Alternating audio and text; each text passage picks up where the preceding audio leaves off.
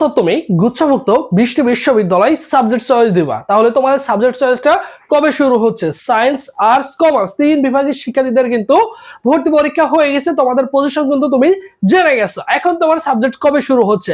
বিগত বছরে 24-25 শিক্ষাবর্ষে ভর্তি পরীক্ষার 10 দিন পরে কিন্তু কি হয়, সাবজেক্ট চয়েসটা শুরু হয়। বিগত বছরে শুরু হয়েছিল 29 তারিখ থেকে 5 তারিখ, মোটামুটি 7 দিন সময় দিয়েছিল সাবজেক্ট চয়েসের জন্য জিএসটির। এবছরে ধরে রাখো তোমার সাবজেক্ট চয়েসের জন্য তুমি মাত্র 7 দিন মতো সময় পাবা। এই 7 দিনের মধ্যে তোমাকে সাবজেক্ট চয়েস দিতে হবে। এখন সবচেয়ে যে বিষয়টা গুরুত্বপূর্ণ সেটা নিয়ে কথা বলবো, সেটা হচ্ছে যাদের স্কোরটা জিএসটির স্কোরটা 40 প্লাস মাইনাস বা 40 এর কাছাকাছি রয়েছে বা 40 এর কম রয়েছে, তাদের করণীয়টা কি? তারা কিভাবে সাবজেক্ট চয়েস দিবে, কোন কোন জিনিসগুলো মাথায় রাখবে? তোমাদের শুরু থেকেই বলে এসেছিলাম যে জিনিসগুলো তোমাকে ফোকাস করতে হবে, কোন কোন বিশ্ববিদ্যালয়গুলোকে তুমি চয়েস লিস্টে রাখবা, এই বিষয়টা নিয়ে কথা বলবো। সো আজকে এই বিষয়টা তোমাদের ক্লিয়ার করে দিচ্ছি, ঠিক আছে? আর পরবর্তী সকল আপডেট পেতে জিএসটির অবশ্যই ভাইদের ইউটিউব চ্যানেল সাবস্ক্রাইব করে রাখবা, যাতে কোনো কিছু তোমার মিসআন্ডারস্ট্যান্ডিং না হয়। এখন দেখো, জিএসটি বা গুচ্ছ সাবজেক্ট চয়েস 2026 তুমি কি করবা? সাবজেক্ট চয়েস দিবা, ঠিক আছে? এখনো সময়টা নির্ধারিত হয় নাই। সো আশা করা যায় যে তোমাদের সাবজেক্ট চয়েসটা মেবি 25 তারিখের কাছ থেকে কি হতে পারে, শুরু হতে পারে, ঠিক আছে? বা তার আগেও শুরু হতে পারে, এরকমটা। এখন সাবজেক্ট চয়েস যখনই শুরু হোক, কোনো সমস্যা নেই। তোমরা এখন কি করবা? এই মুহূর্তে তোমার কাজ হচ্ছে ওয়েট করা, তোমার চিন্তা ভাবনা করা। এখন দেখো একটা জিনিস, এখানে বিজ্ঞান, মানবিক, এই বাণিজ্য, এই তিন বিভাগ শিক্ষার্থীদের ক্ষেত্রে একটু যদি চিন্তা করো, যাদের স্কোর 40 এর কম বা 40 প্লাস মাইনাস এরকমটা রয়েছে, এখন তোমার কাজ হচ্ছে কি ভাই? ফার্স্ট অফ অল, কারণ 40 এর প্লাস যারা 45, 50, 55, 60 পেয়েছে, তারা তো ভালো মোটামুটি সাবজেক্ট পাবে বা ভালো ইউনিভার্সিটি তারা পেয়ে যাবে। এখন দেখা যায় অনেকেই যদি একটু বুঝে শুনে হচ্ছে সাবজেক্ট চয়েস গুলো দেয়, সে কিন্তু দেখা যাবে একটা আসন সুনিশ্চিত করতে পারবা। আবার দেখা যাচ্ছে একটা শিক্ষার্থী বিগত বছর অনেক ছেলে কিন্তু এই জিনিসটা ভুল করে, একটা শিক্ষার্থী দেখা যাচ্ছে 50 পেয়েছে, সে অনার্সে চান্স পেয়ে যাবে, কিন্তু তার কিন্তু কোথাও সাবজেক্ট আসে না। কেন আসে না, এই জিনিসটা ক্লিয়ার করবো, ভেরি ভেরি ইম্পর্টেন্ট, একটু মনোযোগ সহকারে শোনো। এখন দেখো, 8 থেকে 10টি বিশ্ববিদ্যালয় আবেদন, হ্যাঁ, যাদের তুলনামূলক জিপিএটা কম রয়েছে, মানে স্কোরটা টোটাল ভর্তি পরীক্ষার স্কোরটা কম রয়েছে, মিনিমাম তোমাকে 8 থেকে 10টা ইউনিভার্সিটি আবেদন করতে হবে। কারণ প্রতিটা ইউনিভার্সিটি আবেদনের জন্য তোমার হচ্ছে 500 টাকা করে ফি নেওয়া হবে। সো ভেবে চিন্তে আবেদন করতে হবে। এখন এই আবেদনের ক্ষেত্রে তুমি কোনটা মাথায় রাখবা? নতুন বিশ্ববিদ্যালয় যেগুলো রয়েছে, সেখানে তোমাকে 5টা চয়েস লিস্টে রাখতে হবে।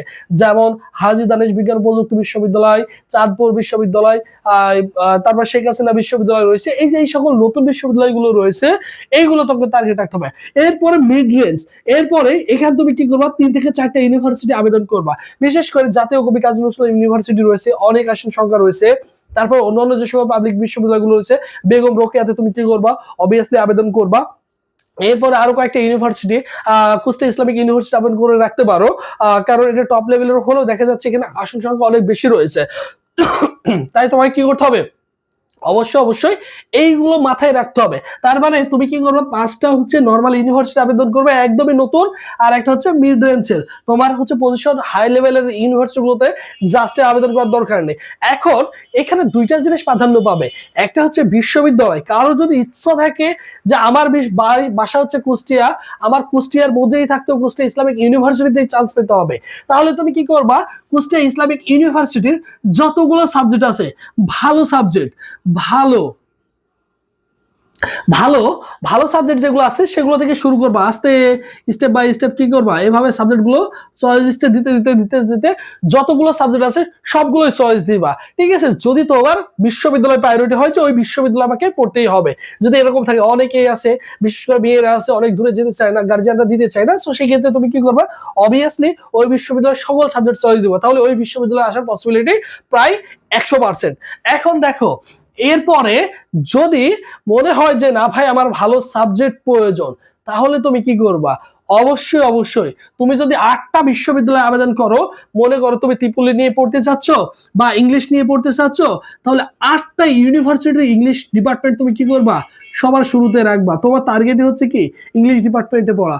আবার 8টা ডিপার্টমেন্টের যদি তুমি পড়তে চাও যে ল ডিপার্টমেন্টে, তাহলে 8টা ডিপার্টমেন্টের ল তুমি কি করবা? পর্যায়ক্রমে সাজাবা, ঠিক আছে? এইভাবে সাজাবা। যদি তোমার সাবজেক্ট প্রায়োরিটি দিয়ে থাকো, তাহলে তুমি কি করবা? ভালো ভালো সাবজেক্ট গুলো দিবা, তারপরে ভালো ভালো সাবজেক্ট গুলো দিবা, এরপরে সাবজেক্ট গুলো দিবা, এইভাবে তোমাকে কি করতে হবে, সাজাতে হবে। আর যদি মনে হয় যে আবার ভার্সিটি প্রায়োরিটি চাই, তাহলে অবভিয়াসলি তুমি কি করবা, অবভিয়াসলি তাহলে তুমি এভাবে হচ্ছে চয়েস দিবা। তার মানে বিশ্ববিদ্যালয়ের চয়েস তুমি কিন্তু বুঝে গেছো।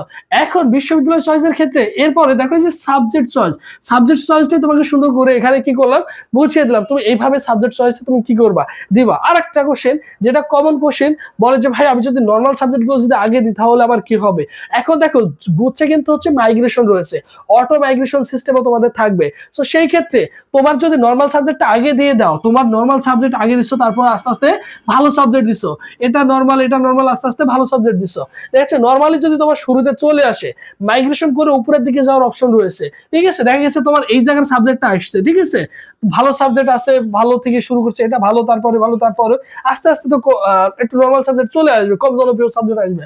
তখন তোমার যদি এখানে আসে, তুমি মাইগ্রেশন করে আস্তে আস্তে উপরের দিকে যেতে পারবা। প্রথম মাইগ্রেশন মনে করো এখানে আসলো, দ্বিতীয় মাইগ্রেশন মনে করো আবার এখানে চলে আসলো, এভাবে মাইগ্রেশনের ফলে তুমি কিন্তু কি করতে পারো, উপরের দিকে যেতে পারবা। কখনো বোকার মতো কাজ করবা না যে নর্মাল সাবজেক্ট গুলো আগে দিলে আমার মনে হয় চলে আসবে, বিষয়টা এমনটা না। সবকিছু হচ্ছে টেকনিক্যালি কম্পিউটারের মাধ্যমে হবে। সো এখানে হতাশ হওয়ার বা কোনো কিছু নেই যে ভালো মন্দ আগে দিলে আমার চান্সটা হয়ে যাবে, বিষয়টা এমনটা না। সো সবকিছু তোমাকে কি করতে হবে, সুন্দর করে দিতে হবে। আর একটা জিনিস যেটা বেশি করে সাবজেক্ট চয়েসের ক্ষেত্রে ফোকাস করতে বলবো, সেটা হচ্ছে তোমার গিয়ে, এখন দেখো অনেকেরই টার্গেট থাকে, তুমি তোমার স্কোর হচ্ছে ভাই 50, তুমি জানো যে তোমার দ্বারা ইংলিশ, ল বা ত্রিপুলি ডিপার্টমেন্ট তোমার আসবে না, বা ফার্মেসি তুমি কি করবা, ফার্মেসি তুমি পাবা না, এই যে সকল ডিপার্টমেন্ট গুলোতে তুমি ভর্তি হতে পারবা না। এখন তুমি যদি মনে করো যে ভাই প্রত্যেকটা ইউনিভার্সিটি এই টপ লেভেলের সাবজেক্ট গুলো দিয়ে রাখে, টপ লেভেলের সাবজেক্ট গুলো দিছি, নর্মাল সাবজেক্ট গুলো আমি কি করলাম, দিই নাই, নর্মাল সাবজেক্ট গুলো আমি দিই নাই, এখন তোমার ভাই কিন্তু চান্স হবে না। কারণ তুমি জানো তোমার যে position CSC, ত্রিপুলি, physics, pharmacy, genetic engineering, এই সকল সাবজেক্ট গুলো তোমার এই পজিশনে আসবে না। তুমি যদি ওই সাবজেক্ট গুলো দিয়ে রাখো, 1000 বার মাইগ্রেশন করলেও তোমার কিন্তু নামটা আসছে না। এই ভুলটা কোনোভাবেই করিও না, বিগত বছরে অসংখ্য ছেলেমেয়ে কিন্তু ভুল করছে। এবং পরবর্তীতে তোমাদের কি করতে হবে, সবকিছু আপডেট তোমাদের সুন্দর করে বুঝিয়ে বলবো। এর জন্য অবশ্যই ভাইদের ইউটিউব চ্যানেল সাবস্ক্রাইব করে রাখবে, এর কোনো বিকল্প নেই। বিলিভ করো, বিগত বছর মতো যদি তোমাদের ভুল না হয়, পরবর্তীতে মাইগ্রেশন জন্য তুমি কি করবা, যেহেতু দীর্ঘ প্রায় 5-6 বছর যাবত এই সেক্টরটা নিয়ে কাজ করছি, অভিজ্ঞতার আলোকে ডেফিনেটলি তোমরা কিন্তু এখান থেকে অবভিয়াসলি সহযোগিতা পাবা ইনশাল্লাহ। এবং কোনো কিছু না বুঝলে অবশ্যই ভাই কমেন্টে জানিয়ে রাখবে। আরেকটা কথা বলি, অবশ্যই ভাইদের ইউটিউব ফেসবুক পেজ রয়েছে, সবুজ স্যার লিখে, এই নামটা লিখে ফেসবুক অপশনে সার্চ করলে আমাদের অফিসিয়াল ফেসবুক পেজ পেয়ে যাবা। এই পেজে ফলো দিয়ে রাখবা, তাহলে সকল আপডেট গুলো কিন্তু A to Z তুমি পেয়ে যাবা। আর একটা কথা, তোমাদের যদি লাস্ট ভরসা ঢাকা সেন্ট্রাল ইউনিভার্সিটির জন্য ভর্তি পরীক্ষায় অংশগ্রহণ করবা, তোমাদের জন্য স্পেশাল আমাদের একটা অনলাইন এক্সাম ব্যাচ রয়েছে সায়েন্স, আর্টস, কমার্সের জন্য। সো সেখানে তুমি কিন্তু 100+ পরীক্ষা দিতে পারবা, সব বিষয়ে সাজেশন পিডিএফ পাবা, প্রশ্ন ব্যাংক পিডিএফ পাবা। সো আলাদা করে টেনশন নেওয়ার কোনো কিছু নেই যে কোন সিলেবাসে পড়বো, কোনটুকু পড়বো, কোথায় থেকে পড়বো। সেই সিলেবাস, সেই টপিক, সেই রুটিন গুলো তোমাকে সুন্দর করে বুঝিয়ে দেওয়া হবে। বিগত বছর অসংখ্য ছেলেমেয়ে ঢাকা সেন্ট্রাল ইউনিভার্সিটিতে আমাদের অনলাইন এক্সাম ব্যাচ থেকে চান্স পেয়েছে। আশা করি এবছর এই সংখ্যাটা আরো কি হবে, বৃদ্ধি হবে। আমাদের সাথে প্রায় 400 অধিক শিক্ষার্থী কিন্তু অলরেডি ভর্তি হয়ে গেছে। অনলি মাত্র 200 টাকা ফি দিয়ে তুমি কিন্তু ভর্তি হওয়ার সুযোগ রয়েছে, ঠিক আছে। জাস্ট অনলি কিন্তু 200 টাকা দিয়ে ভর্তি হওয়ার সুযোগ পাবা। ভর্তি হওয়ার প্রসেস 01727675241 এই নম্বরে 200 টাকা বিকাশ বা নগদ সেন্ড মানি করে এই নম্বরে হোয়াটসঅ্যাপে নক করলে তোমাকে সকলের সাথে গ্রুপে অ্যাড করে দেওয়া হবে, এবং তোমার কোন ইউনিট সেটা তুমি উল্লেখ করবা। জাস্ট কি করবা, অবশ্যই এই নম্বরে 200 টাকা বিকাশ বা নগদ সেন্ড মানি করে এই নম্বরে হোয়াটসঅ্যাপে নক করলে বা স্ক্রিনশট দিলেই লাস্ট ডিজিট জানাবা, এবং তোমার তুমি কোন ইউনিট, সায়েন্স, আর্টস নাকি কমার্স সেটা উল্লেখ করবা, সঙ্গে সঙ্গে অ্যাড করে দেওয়া হবে। এছাড়াও কোনো প্রবলেম ফেস করলে অবশ্যই, যে কোনো প্রবলেম ফেস করলে অবশ্যই ভাইদের সাথে যোগাযোগ করতে পারছো নিঃসন্দেহে, কোনো সমস্যা নেই। তাহলে সাবজেক্ট চয়েস যখনই শুরু হোক, মোটামুটি ধরে রাখতে পারি আমরা 25 তারিখের দিকে ইনশাআল্লাহ আমাদের কি হতে পারে, সাবজেক্ট চয়েসটা শুরু হতে পারে। আর সাবজেক্ট চয়েস শুরু হলে এই যে তোমরা পুনর্নিরীক্ষার জন্য আবেদন করছো, আবেদন করার পর সেই রেজাল্টটা যখন পাবলিশ হবে, তারপরে তোমাদের কি করবে, অবশ্যই সাবজেক্ট চয়েসের ডেটটা কিন্তু দিয়ে দিবে, বুঝছো।